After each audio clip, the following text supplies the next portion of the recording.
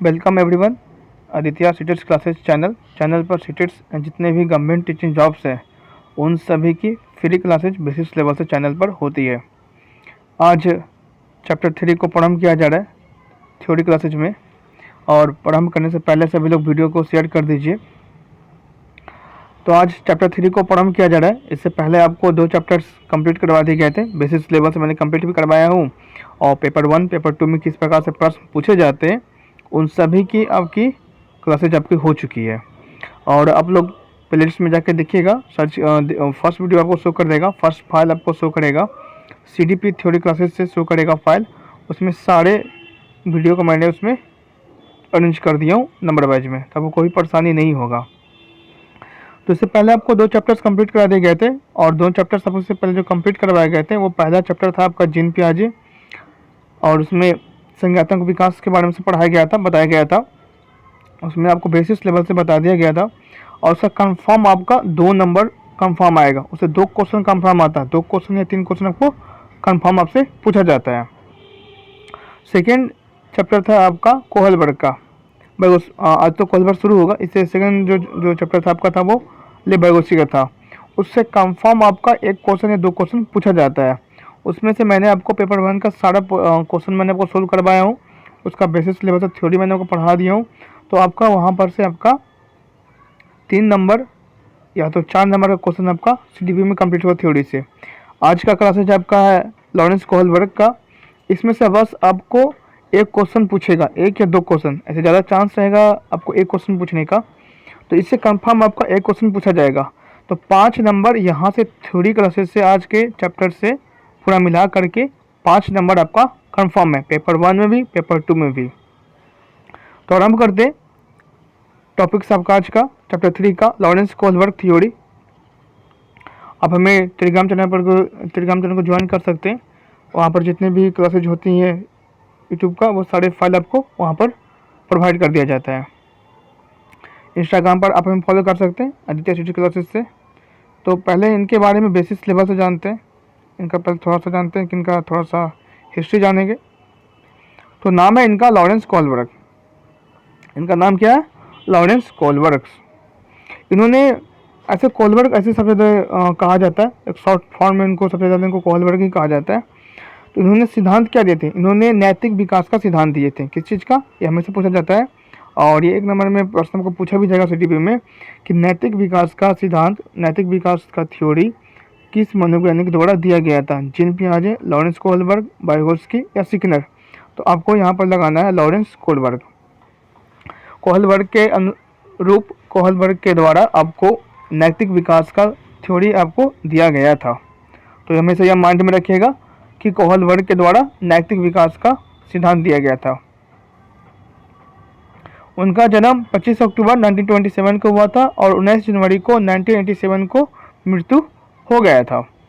Lawrence Kohlberg America के मनोवैज्ञानिक थे। ये हमेशा यूपी टेट में या जितने भी टेट एग्जाम्स हैं या तो KVS में पूछा जाता है कि लॉरेंस कोहलबर्ग या कोहलबर्ग जो है वो कहाँ के मनोवैज्ञानिक हैं। तो आपको वहाँ बताना है कि अमेरिका के वो मनोवैज्ञानिक थे। तो ये भी कभी कभार आपको CTET में पूछा गया, तो कभी कभार आपको यूपी टेट या ऐसे ज़्यादा आपको स्टेट या KVS एग्जाम में ये सब पूछा जाता है।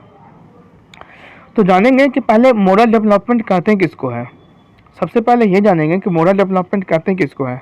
तो मोरल डेवलपमेंट उसे कहते हैं कि किसी भी बालक में गलत या सही का पहचान होती है, और बच्चा उसे चुनता है, और वह अपने सामाजिक परिवेश से ही नैतिकता और अनैतिकता को जानता है। तो इसका कहने का मतलब तात्पर्य ये हुआ कि आपके सामने कोई सिचुएशन आ जाएगा, तो उसमें से आपको किसी एक विकल्प को सिलेक्ट करना है, चुनना है। तो आप में नैतिक विकास रहेगा तभी आप उस चीज़ को सिलेक्ट कर सकते हैं, चुन सकते हैं। और ये नैतिक विकास कहाँ से आती है? ये आपका आता है समाज से। समाज से आपको ये नैतिक विकास है जो आता है। कोई दिक्कत नहीं।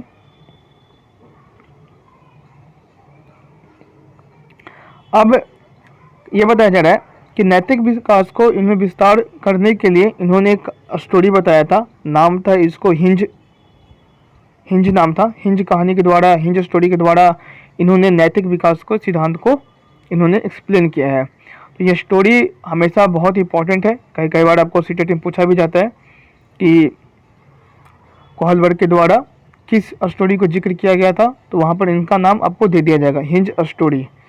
हिंज स्टोरी के द्वारा नैतिक विकास के सिद्धांत को विस्तार किया गया था। तो हिंज स्टोरी है क्या, सबसे पहले ये जानेंगे कि ये हिंज स्टोरी है क्या। तो मैंने आपको यहाँ पर बताया हिंज कहानी की, मैंने पूरा जो फाइल्स होते मैंने आपको तैयार किया उसमें। तो हिंज नामक एक व्यक्ति था, हिंज नामक एक व्यक्ति था और उसकी पत्नी क्या हुई थी, बीमार हो जाती है।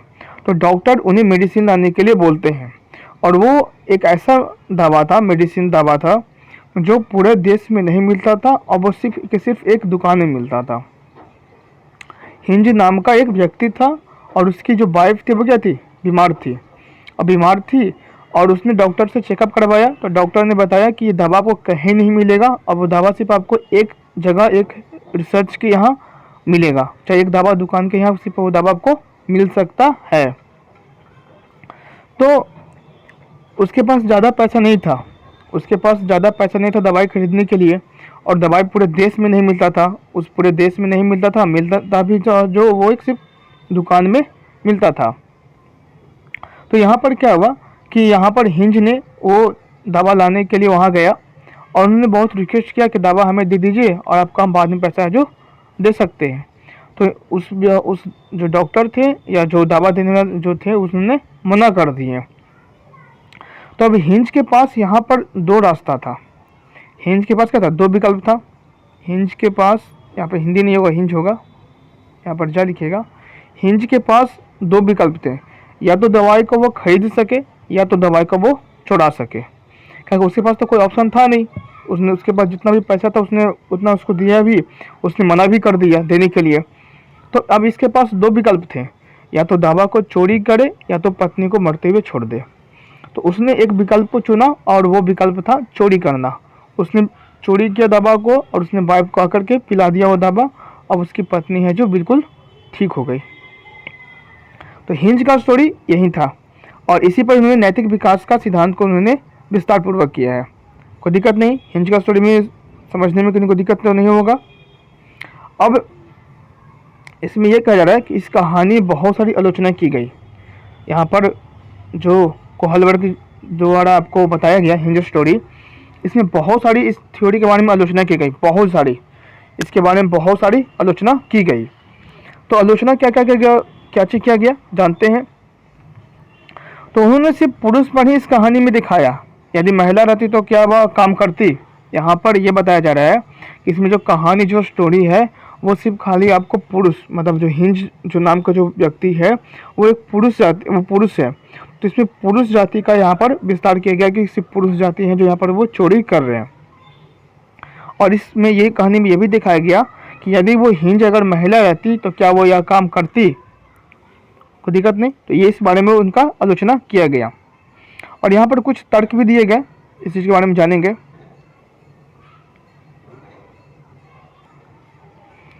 तो यहाँ पर दो तर्क भी दिया गया। पहला था आपका नैतिक दुविधा, मोरलिटी डायलेमा। तो दो निर्णय में से किसी एक को चुनने की स्थिति को नैतिक दुविधा कहते हैं। मोरलिटी डायलेमा उसे कहते हैं कि दो डिसीजन होता है, आपके सामने दो डिसीजन होगा, उसमें से कोई आपको एक डिसीजन को, एक निर्णय को आपको चुन लेना है, तो उसको बोलते हैं नैतिक दुविधा, कि हम ये चुने कि हम वो चुने। ये आपके सामने क्या होगा, आपके सामने ये नैतिक दुविधा हुआ कि कौन सा डिसीजन है जो आप चुने। नैतिक तर्क, मोरल रीजनिंग में क्या होता है, दो निर्णय में से किसी एक निर्णय को चुन लेना, दो निर्णय से किसी एक को चुनना ही नैतिक तर्क कहते हैं। और यह निर्णय लेना काफ़ी सोच विचार के बाद किया जाता है। जैसे कि कहने का मतलब ये हुआ, तात्पर्य ये हुआ कि आपका मतलब कि इसी महीना में एग्ज़ाम्स है, इस मंथ में आपका एग्ज़ाम्स है और आपका प्लानिंग बन रहा है कि एग्ज़ाम से 2 दिन पहले कहीं घूमने जाने का, घूम करके 2 दिन पहले, एग्ज़ाम से 2 दिन पहले आने के लिए। तो आप इसमें दुविधा में पड़े हैं कि यार पहले एग्ज़ाम्स की तैयारी कर लें, क्या एग्ज़ाम्स के बाद घूमने के लिए जाएं कि एग्ज़ाम से पहले घूमने के लिए जाएं। ठीक है, तो यहाँ पर क्या हुआ, नैतिक दुविधा में हुआ कि कौन सा डिसीजन ले, घूमने के लिए जाएं कि नहीं जाएं। और नैतिक तर्क ये कह रहा है कि हमने वहाँ पर चुन लिया कि हमें नहीं जाना है, हम जब एग्ज़ाम्स कंप्लीट कर लेंगे, जब हम एग्ज़ाम्स दे देंगे उसके बाद हम घूमने के लिए कहीं जाएंगे। तो ये आपका क्या होगा, नैतिक तर्क हो गया, मोरल रीजनिंग हो गया। तो यहाँ पर से इनके कहानी से दो चीज़ यहाँ पर आपको यहाँ पर समझ में आया। अब कोहलबर्ग के द्वारा नैतिक विकास के सिद्धांत को 3 स्टेज में और 6 चरण में बांटा गया है। हमेशा ध्यान रखिएगा कि पूछेगा कि लॉरेंस कोहलबर्ग के द्वारा नैतिक विकास को, मोरल डेवलपमेंट को कितने स्टेज में बांटा गया है। तो 3 स्टेज में बांटा गया है और 3 स्टेज में, प्रत्येक स्टेज में आपको दो को लेवल पढ़ना है और क्वेश्चन आपको स्टेज से ही सबसे ज़्यादा पूछा जाता है। स्टार्टिंग पॉइंट से आपको कुछ ज़्यादा नहीं पूछा जाएगा, उनका जन्म कहाँ हुआ वो सब नहीं पूछा जाएगा। हाँ, वो कहाँ के मनोवैज्ञानिक है ये पूछा जाएगा, उन्होंने क्या सिद्धांत दिए थे, कोहलबर्ग ने क्या सिद्धांत दिए थे, नैतिक विकास का उन्होंने सिद्धांत दिए थे। सेकंड क्वेश्चन आपसे अरेंजमेंट ये होगा कि कोहलबर्ग ने कौन सा स्टोरी बताए थे या कौन सा स्टोरी उन्होंने द्वारा अपने नैतिक विकास को विस्तार पूर्वक समझाए थे या बताए थे। तो वहाँ पर होगा हिंज स्टोरी। तो ये सिर्फ 2 प्रश्न ऊपर से टॉपिक से आ गए। अब जितने भी प्रश्न आपको अरेंजमेंट होंगे वो इसी से होंगे। कोहलबर्ग के द्वारा 3 स्टेज बताया गया था, 3 अवस्था के बारे में जिक्र किया गया है और उस 3 अवस्था में, प्रत्येक अवस्था में 2 लेवल्स के बारे में पढ़ाया गया है। तो आपको स्टेजेज हो गए 3 और आपके चरण हो गए 6। इस चीज़ को माइंड में रखिएगा, 3 स्टेज हो गए और 6 चरण हो गए। तो सभी को विस्तार पूर्वक जिक्र करेंगे बेसिस लेवल के द्वारा। तो पहला इनका स्टेज है प्री कन्वेंशनल स्टेज, पूर्व या प्राक रूढ़िगत अवस्था। पहला जो स्टेज है इनका कोहलबर्ग का वो है प्री कन्वेंशनल स्टेज, पूर्व या तो प्राक रूढ़िगत अवस्था, जो कि 4 साल से 10 साल के जो बालक जो होते हैं या जो बच्चे जो होते हैं उनमें उनको कहा गया है। 4 साल से लेकर के 10 साल के जो बालक 4 साल से लेकर के 10 साल के होते हैं उनको यहाँ पर कहा गया है। क्या कहा गया है? प्री कन्वेंशनल स्टेज, पूर्व प्राक रूढ़िगत अवस्था। सेकंड आपको कहा गया है कन्वेंशनल स्टेज, रूढ़िगत नैतिक स्तर। रूढ़िगत नैतिक स्तर और ये कितने से कितने साल के बालक में होते हैं? 10 साल से लेकर के 13 साल के बालक में ये होते हैं रूढ़िगत नैतिक स्तर।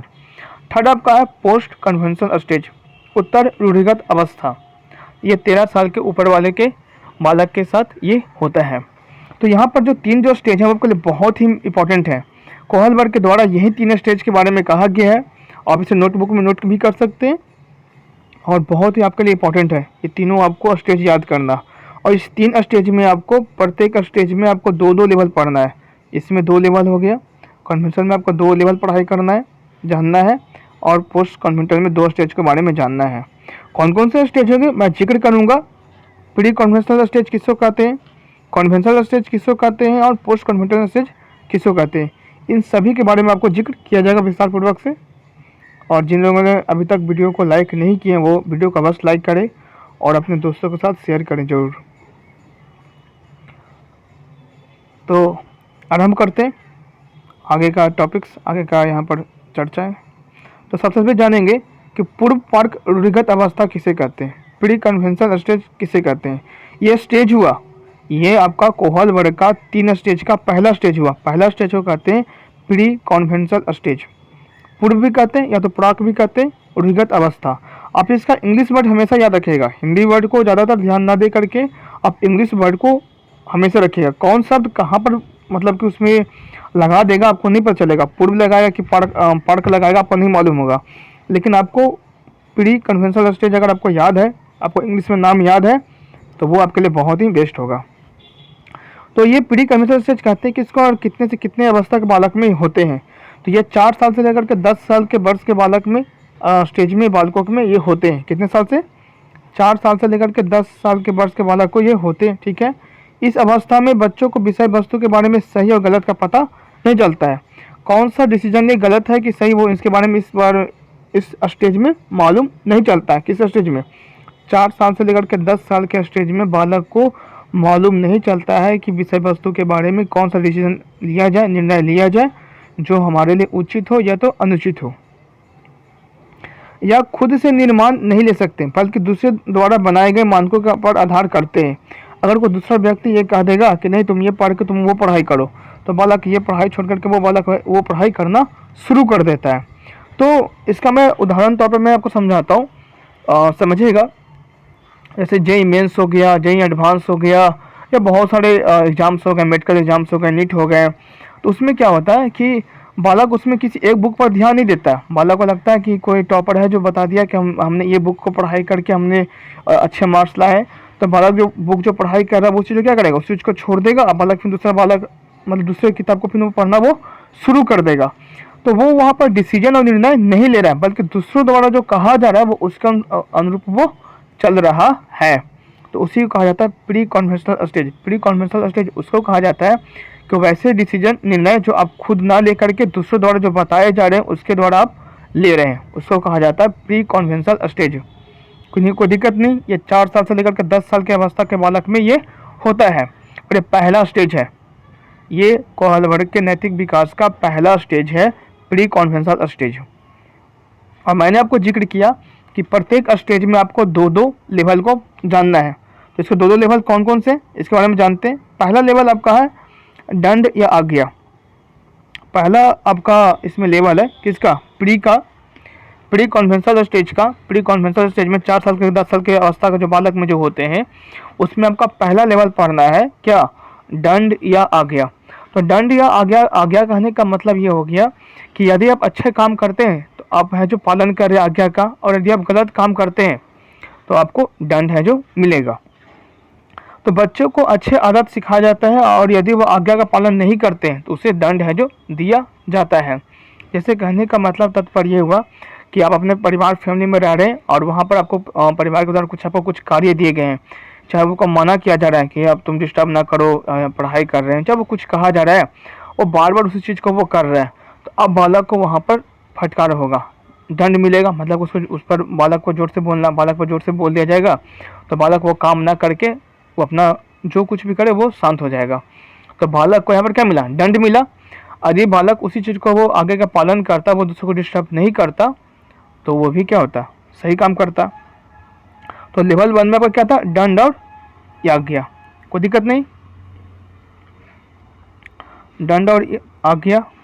लेवल 2 में आपका है उसी में प्री कन्वेंशनल स्टेज में आपका सेकंड लेवल 2 में उसमें जानना है संधानात्मक, सापेक्ष या उन्मुख, संधानात्मक, सापेक्ष तथा उन्मुख। तो लेवल 2 को कहा जाता है इंस्ट्रूमेंटल रिलेटिविस्ट इंडिविजुअलिज्म। और इसमें क्या होता है, टिट फॉर टैट। इस अवस्था में क्या होता है, टिट फॉर टैट। किस अवस्था में, 4 साल से लेकर के 10 साल की अवस्था में टिट फॉर टैट होता है। जैसे कि आप अपने इसमें क्या होता है, टिट फॉर टैट कहने का मतलब कि जैसे को तैसा, कहने का मतलब और तात्पर्य हुआ कि आपके सामने कोई बालक है, कोई बालक कोई दोस्त है, वो आपका कोई किताब को फाड़ देता है, चाहे आपको कोई कॉपी को फाड़ देता है, टीयर कर देना, फाड़ देना, आपके पेज को फाड़ देता है, आपके फेयर कॉपी को या कोई भी कॉपी को, तो आप भी उल्टा क्या करते हैं, आप भी जा करके उसके कॉपी को फाड़ देते हैं। तो टिट फॉर टैट मतलब जैसे को तैसा करना, कोई दिक्कत नहीं। तो प्री कन्वेंशनल स्टेज में आपको 2 लेवल के बारे में बताया गया। आपको यहाँ पर प्री कन्वेंशनल स्टेज के बारे में बताया गया कि प्री कन्वेंशनल स्टेज किसको कहते हैं, कोई दिक्कत नहीं। प्री कन्वेंशनल स्टेज उसको कहते हैं जिसमें आप अपने निर्णय को, डिसीजन को आप खुद से ना लेकर के दूसरे द्वारा बताए गए हैं उसके द्वारा आप हैं जो लेते हैं। अब उसमें 2 लेवल पढ़ना था। पहला लेवल पढ़ना था दंड और आज्ञा। दंड और आज्ञा में क्या होता है कि यदि आप जो नियम को पालन करते हैं तो सही है, और मतलब उस आज्ञा को पालन करते हैं तो सही है। यदि आप उस आज्ञा को पालन नहीं करते हैं तो आपको दंड है जो मिलेगा। सेकंड लेवल था आपको संधानात्मक, सापेक्ष तथा उन्मुख।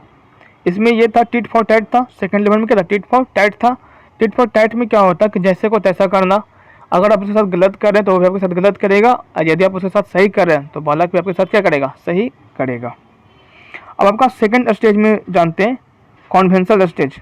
कॉन्वेंशनल स्टेज, अब कॉन्वेंशनल स्टेज आपको मैंने बताया 10 साल से लेकर के 13 साल के अवस्था को कहा जाता है। 10 साल से लेकर के 13 साल के स्टेजेस को कहा जाता है कॉन्वेंशनल स्टेज। किनके द्वारा, कोहल वर्ग के द्वारा। ये टॉपिक सबको पढ़ाया जा रहा है कोहल वर्ग के द्वारा। कोहल वर्ग के नैतिक विकास में आपको 3 स्टेज के बारे में जानना है, और प्रत्येक स्टेज में 2 लेवल होता है। तो हमने पहला स्टेज कंप्लीट किया, pre conventional stage. Second stage है आपका है कॉन्वेंशनल स्टेज। तो कॉन्वेंशनल स्टेज में क्या होता है, इस अवस्था में बालक दूसरों के व्यक्तिगत के नैतिक व्यवहारों को अपने व्यवहार में शामिल करता है तथा उस मानक को सही एवं गलत पक्ष का भी चिंतन के माध्यम से निर्णय करता है।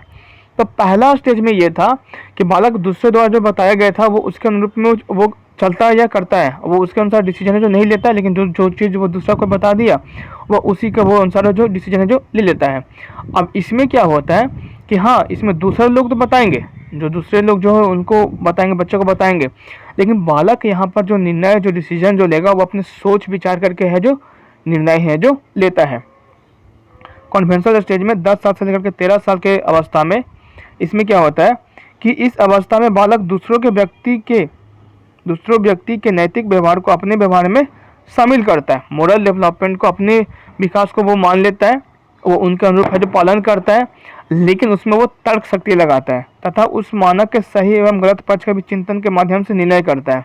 मतलब ये कहने का मतलब तात्पर्य हुआ कि दूसरा व्यक्ति जो जो उसके अंदर जो नैतिक विकास है, यदि उसको हम पालन कर रहे हैं तो वो हमारे लिए गलत है कि सही है, वो इस चीज़ को इसमें वो चुनता है। किसमें? आपको कॉन्वेंशनल स्टेज में रूढ़िगत नैतिक का स्तर 10 साल से लेकर 13 साल के स्टेज को कहा जाता है। अब इसमें 2 लेवल पढ़ने थे, मैंने आपको जिक्र भी किया हूँ। तो इसमें लेवल 1 2 मैंने कंप्लीट किया था फर्स्ट स्टेज में, लेवल 2 आपका था, लेवल 2 अभी फर्स्ट स्टेज में कंप्लीट किया गया था, और स्टेज 2 में आपका 2 लेवल पढ़ना है, 3 और 4। इसमें क्या कहा जा रहा है समझिएगा और जानिएगा। इसमें यह कहा जा रहा है कि इस अवस्था में बालक ऐसे काम करते हैं जिससे कि उनकी तारीफ किया जाए।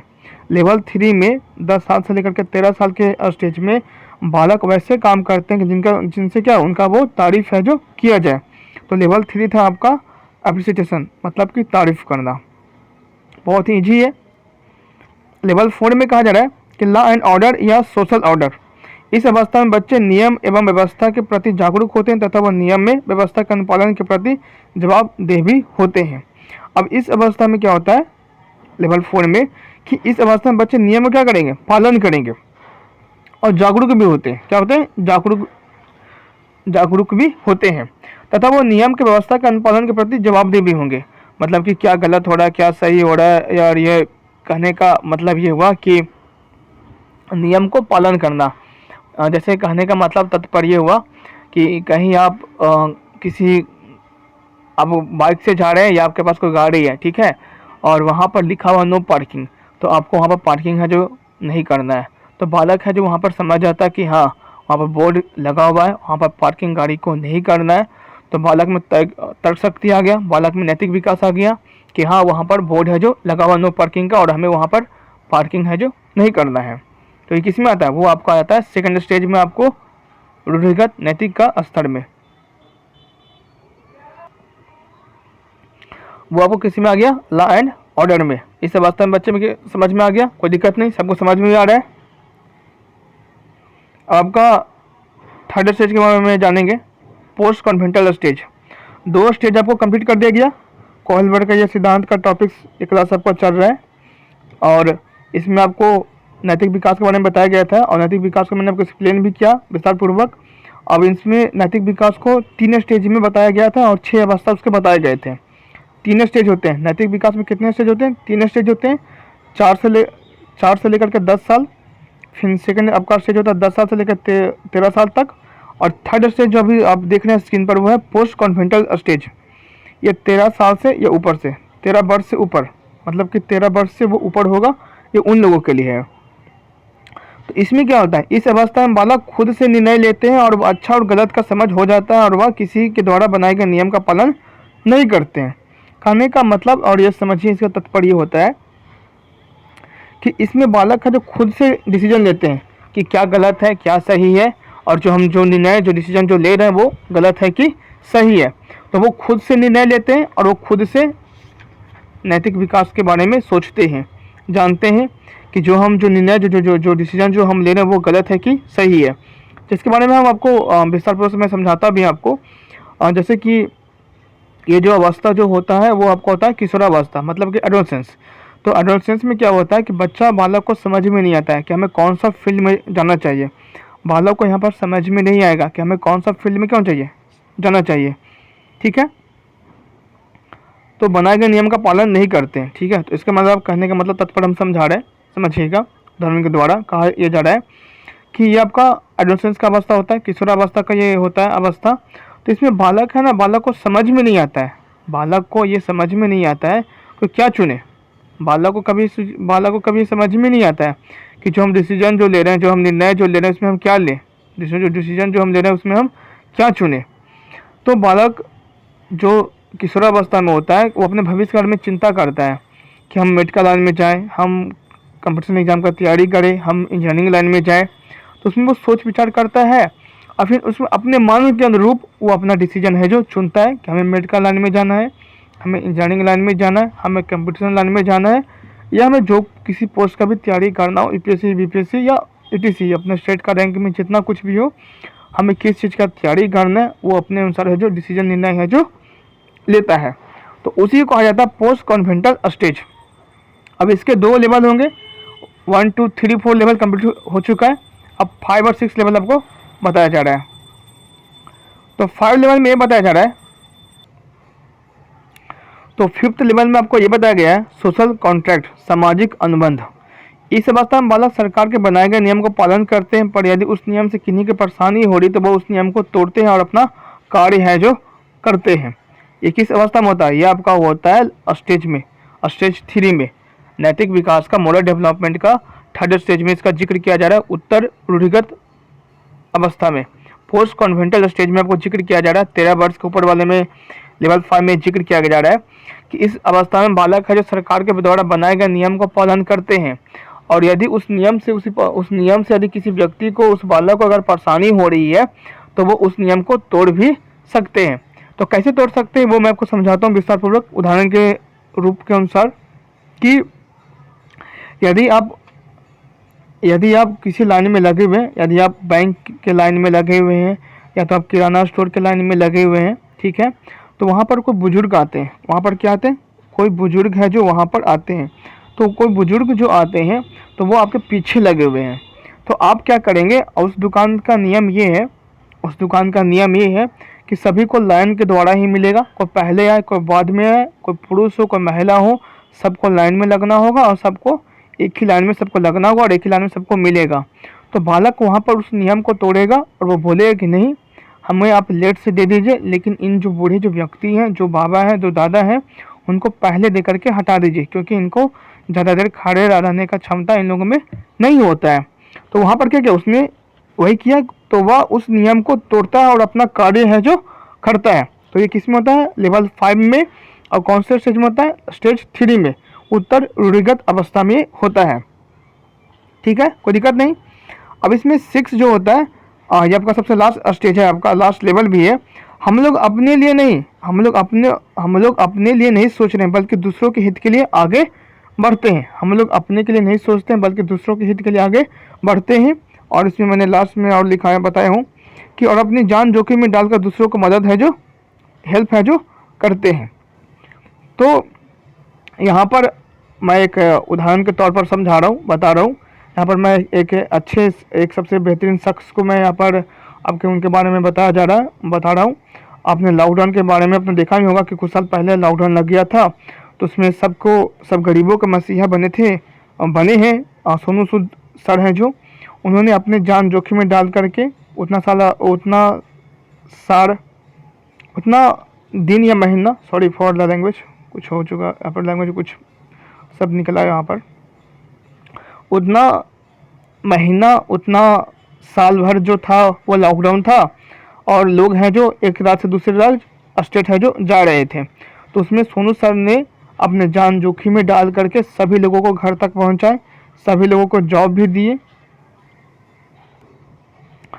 तो उन्होंने लोगों को क्या चीज़ किया, उन्होंने लोगों को मदद की है।